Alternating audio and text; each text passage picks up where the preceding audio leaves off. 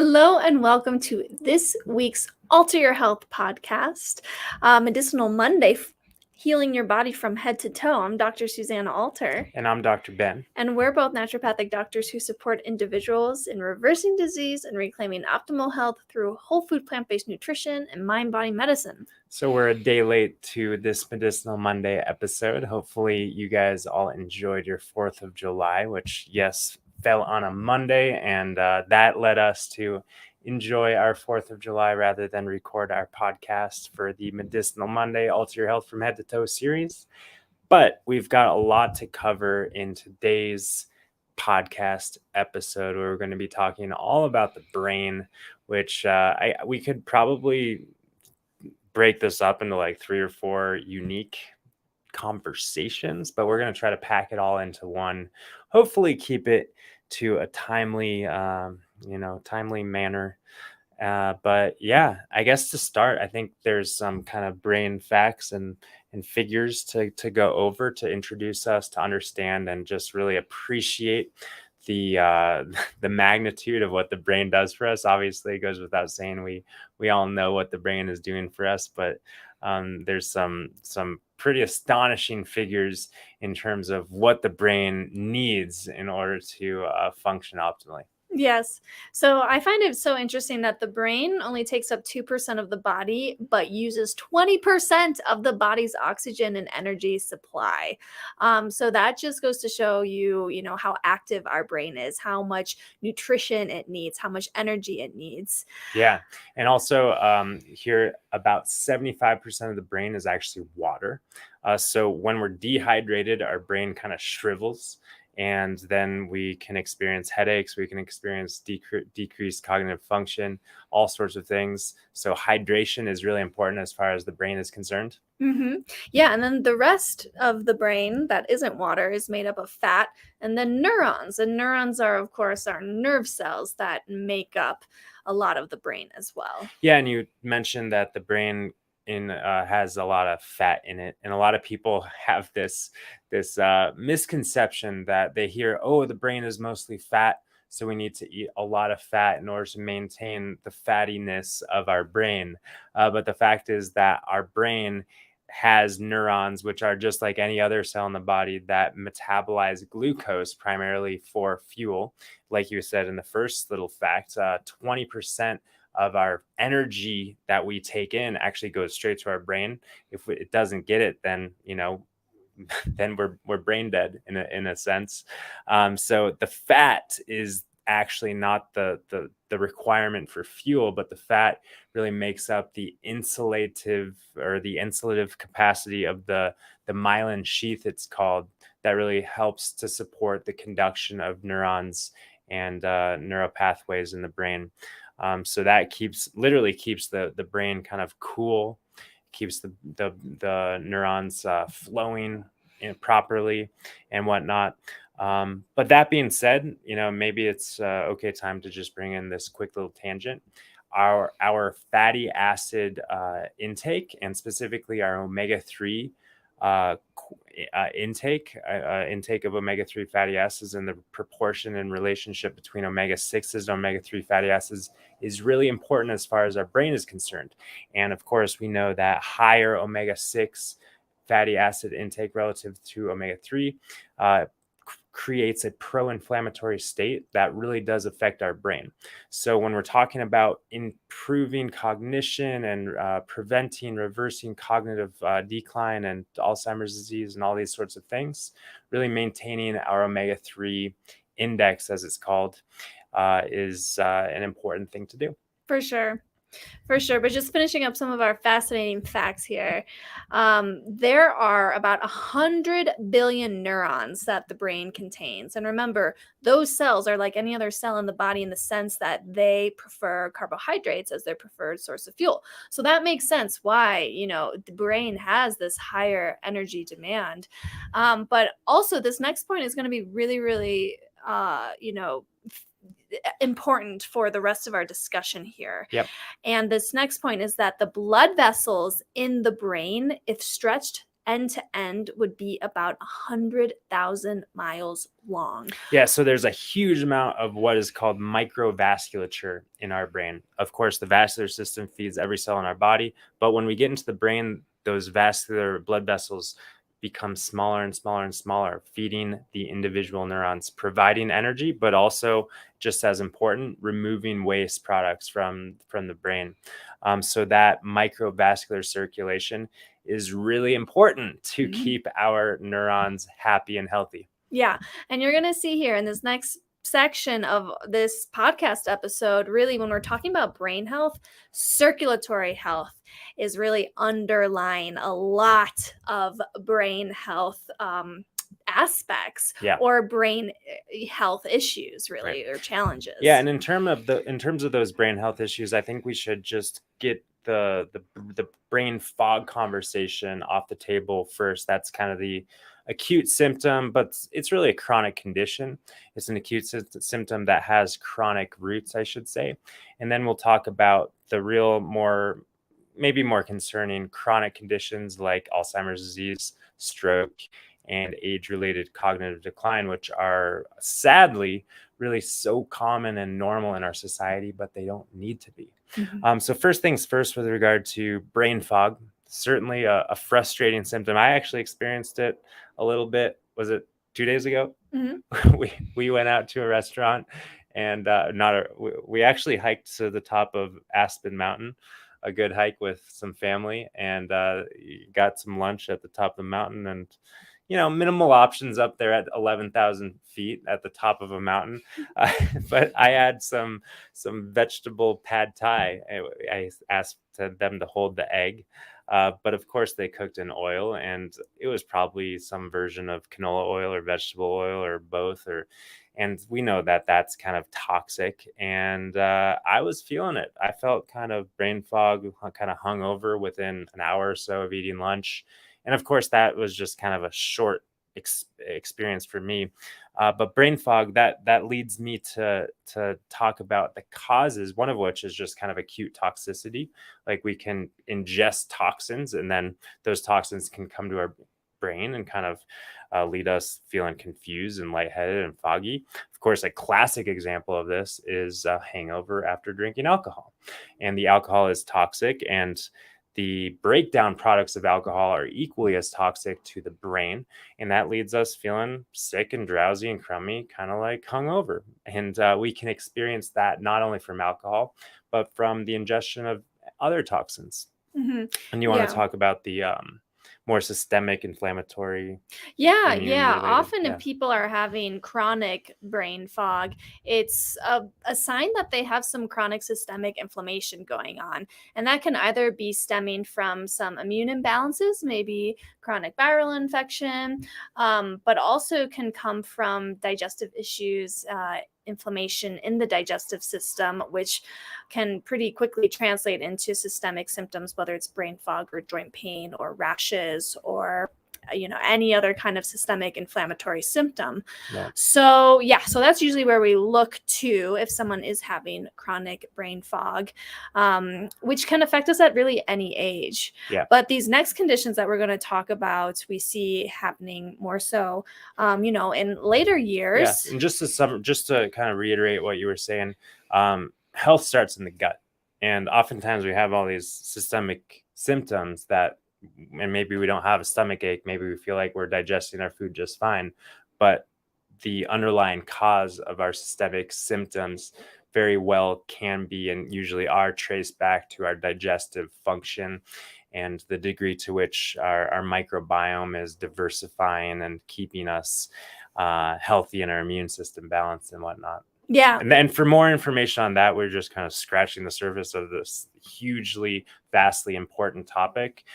We have recorded a number of different podcast episodes relating to the gut immune connection and so forth. And we'll be doing another episode when we get further down in our Alter Your Health from Head to Toe series. Of course. So shifting gears to talk about the more chronic age-related conditions. Stroke, of course, we think about that happening in elderly, young people, not it's like not a stroke can happen at any point in time. I guess should be saying. Of course, it's more likely to happen when we're elderly, when our vascular system is under a little bit more stress, when we've accumulated more toxicity, when we have greater oxidative damage, more cardiovascular plaques, just kind of those things that tend to progress and develop as we age. And again, they certainly don't need to. But with regard to stroke, usually in our culture, strokes are due to ischemia, it's called, or a blockage of a blood vessel. And remember, we talked about all those blood vessels feeding the brain. They start big with the carotid arteries going up into the brain through the neck, and then they branch off and become smaller and smaller and smaller. And if there's some sort of plaque that becomes dislodged from the carotid or from higher up in the brain, it can move up into our vascular tree and block the flow of blood to our brain. And of course, and then back to that first most important statistic, which is that our brain utilizes so much energy. It's so vascularly active and has so much oxidative capacity that when we do block the blood flow to the brain, even for a second or 2 or 5 or 10, we start killing neurons. And that is the definition of a stroke, the blockage of blood flow to the brain that results in brain death, or the death of brain cells. So that's the most common type of stroke, and the most common underlying cause of stroke is kind of the vascular plaquing and the oxidative injury that disrupts blood flow and causes the occlusion or blockage of blood flow to the brain. But of course, we can also have kind of the brain bleed, it's called, or a hemorrhagic stroke that results from more high blood pressure, breaking blood vessels and whatnot, which is less common. But both have that kind of oxidative injury, vascular vulnerability underlying issue. Mm-hmm. Yes, and I'm really realizing that maybe one of the next episodes we do is on the vascular system, because it is something that relates to so many of our bigger organs, right? But yes, this next other big, very common disease that we see a lot in our culture is dementia or Alzheimer's. And dementia is really the general term for a decline in mental ability that interferes with daily living. And Alzheimer's disease is the most common cause of dementia. Alzheimer's disease is also associated with some different brain changes, especially, the presence of amyloid plaques. And that's kind of a conspiracy theory. But just kind of, broad, defining features you might find when you're looking up, okay, what's Alzheimer's versus dementia? Yeah, of course, that's written in the medical dictionary, but that's not in fact true. Yes, but what's important about dementia and Alzheimer's is, our culture generally thinks of it as like, oh yeah, it's just like normal aging of the brain. You just lose some of your brain matter.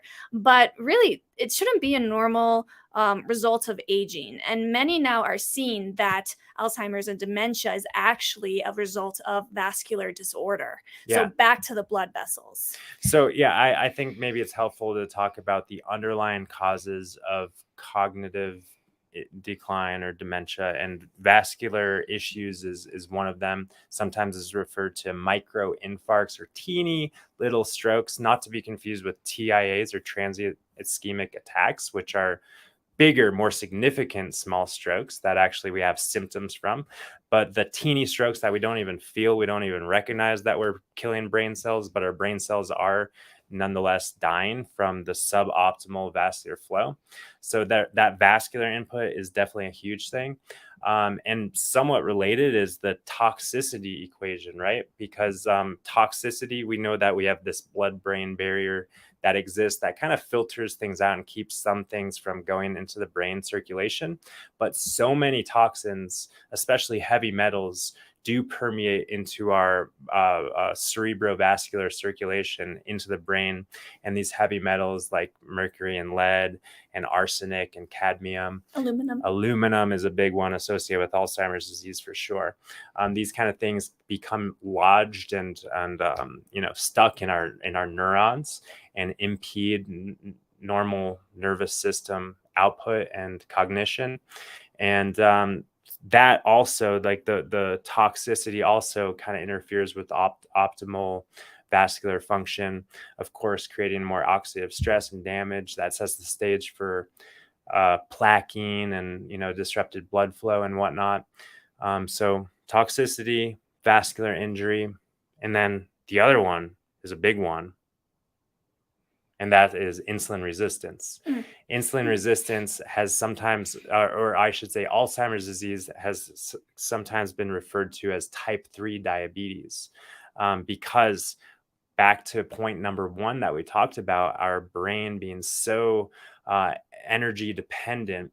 And if we start diminishing our ability to uptake these sugars, to uptake the fuel from our bloodstream and to metabolize it and create cellular energy, then our blood cells, or excuse me, our neuron cells, or our brain cells, are going to start dying off. They're going to start starving.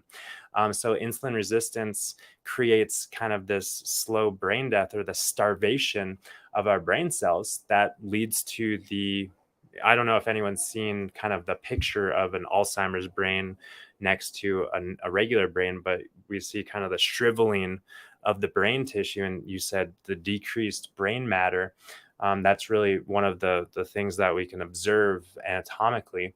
And of course, that translates to decreased cognitive function and loss of memory and loss of ability to perform daily tasks of daily living and whatnot.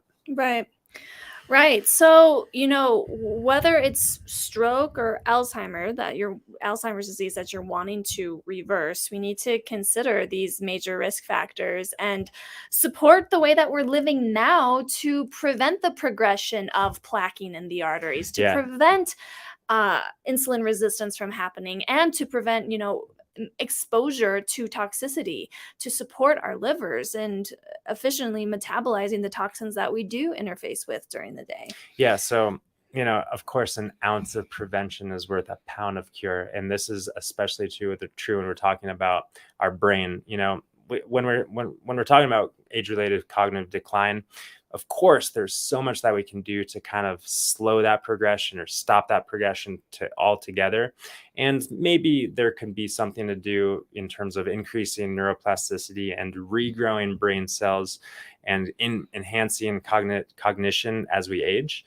But it's certainly an uphill battle, and it's just this slope that we want to prevent ourselves going down, which I always say, not joking at all, that right now I'm preventing my age-related cognitive decline. Of course, I can do everything that I can and maybe still have some toxic injury or insult that maybe is out of my control to some degree.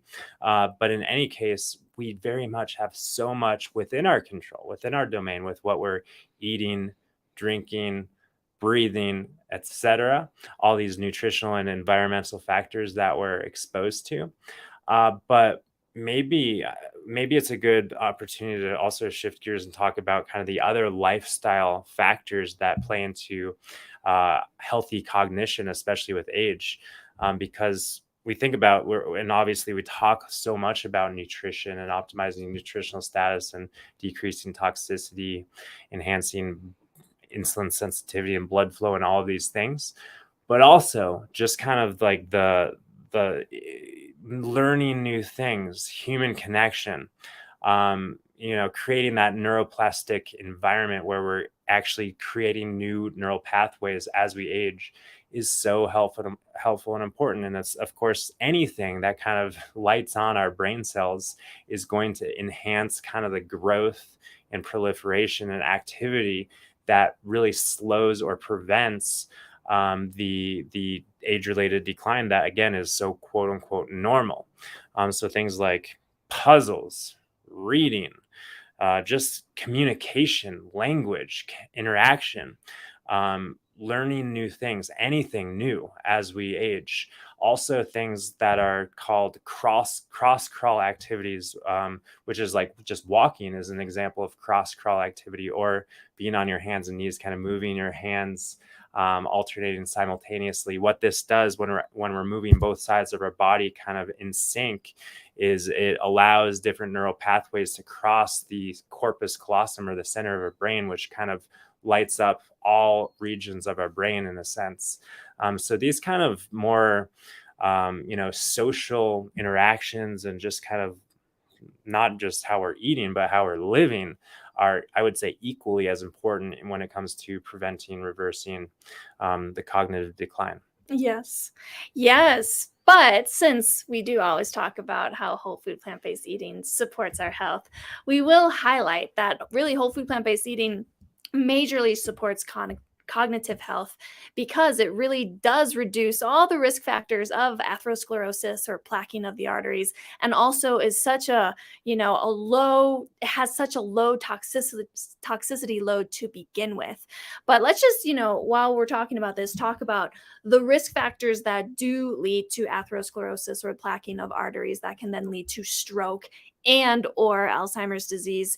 They are high blood pressure, high cholesterol, highly oxidative lifestyle, and also diabetes or blood sugar dysregulation. And maybe we could also put in there just kind of nutritional deficiencies, and specifically deficiencies of the nutrients that are more antioxidative in nature, kind of scavenging free radicals and anti-inflammatory. Also, like we said before, deficiency of omega-3s, or really an imbalance of omega-6 to omega-3 ratio, kind of sets the stage for chronic inflammation in the brain. So yeah, these are important nutritional and lifestyle risk factors that, again, are very much avoidable, very much so. Yeah. And we know from the research that whole food plant-based eating is the only way to reverse atherosclerosis, which is the major risk factor leading to stroke and heart attack. So yeah, so let's talk about, maybe in the last closing few minutes here, we've got a lot of notes here in terms of some foods, some of the brain superfoods, but maybe we'll just kind of, spitball some of our favorites. What comes to mind for you for brain superfoods, Dr. Well, Susanna? definitely anything that has a high load of antioxidants, because remember. So which one? Okay. I'm thinking like wild blueberries. I'm thinking blackberries. I'm thinking anything that's purple, like purple cabbage or purple potatoes. Black beans? Black beans are super high. Cool. Anything that's very darkly colored, because that's going to significantly reduce the oxidative damage happening in the vascular system, which is going to set us up for success in a healthier vascular system. Cool. Yeah. For me, I know I actually was just kind of scouring notes real quick before our podcast, and I was remembering about sulforaphane, the compound sulforaphane. Of course, we know that it's for those who don't know, it's a compound that's found in brassicas and cruciferous vegetables, especially broccoli sprouts, to a very high degree. And sulforaphane is helpful and important for detoxification pathways in the liver, and specifically the breakdown and excretion of heavy metals. So having kind of a regular ingestion of sulforaphane really helps to offset the otherwise the cumulative effects that can happen with heavy metals coming into our body and go into the brain and whatnot. Totally. Yes. And then, I don't know, flax seeds, chia seeds, walnuts are often touted as they're being brain. It's like, oh, they look like brain, they must be helpful and healthy for the brain. And of course, yeah, walnuts are rich in omega-3 fatty acids. So are flax seeds and chia seeds, and those are hemp seeds. Well, what's funny is that fish is often touted as a good brain food because of the omega-3 fatty acids, but we need to remember that fish is also a major source of toxicity, especially heavy metal toxicity. Especially in the 21st century. Yes. So really optimizing our omega-6 to omega-3 balance via eating plant foods and lots of flax and chia, and maybe an algae oil supplement if you want a good insurance policy. Yeah, I would say maybe it's for those who do have maybe a strong family history, who are aging and just really want to stay on top of it and be proactive. That would be a good time. Any time would be a good time to have the blood test done, the omega-3 index blood test that measures the percentage of fatty acids that are omega-3 in your red blood cell membranes. And then we can kind of have more of a precise understanding of whether or not supplementation with something like algae oil can be helpful. So yeah, I mean, Anything the else? cool thing about eating whole food plant-based is that you get so many of your important antioxidants and phytonutrients covered just by eating the rainbow on a daily basis. So you don't even really have to think about it so much. I mean, yes, we have our list of fancy phytonutrient names like lutein and zeaxanthin and all these, wonderful phytonutrients if we want to get really reductionistic about it. But if we just take a step back and look at the simplicity of eating whole foods, eating the rainbow, eating plant based, we really do cover our bases as long as we're eating enough. Yeah, and of course, eating plant-based keeps us low on the food chain, so we're avoiding the accumulative effects of toxins in the food chain and whatnot.